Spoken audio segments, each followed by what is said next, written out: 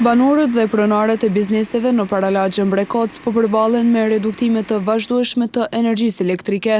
Sipas pronarëve të bizneseve, ndërprerjet e shpeshta kanë krijuar vështirësi në punën e përditshme, duke ndikuar negativisht në aktivitetin e tyre ekonomik. Për çdo 34 ditë kena vështirësi. Pa i 10 sot deri në ora 15 s'kena rrymë. Po na nuk na mundson biznesin me punu, pa rrymë kursan, s'punojnë lifta, s'punojnë kursan. Edhe po na merr në qafë. Vështirësi jashtëzakonisht e madhe. S'na lën me punu, s'na lojnë kursan. Rrymë është rajt, me pagu po du të fill. Po vinë parat me lyp fill, kështu pa rrymina. Rrynë pa punë se këta liftat janë në 3 fazë. Do të më konë agregati i madh për më punu me këta.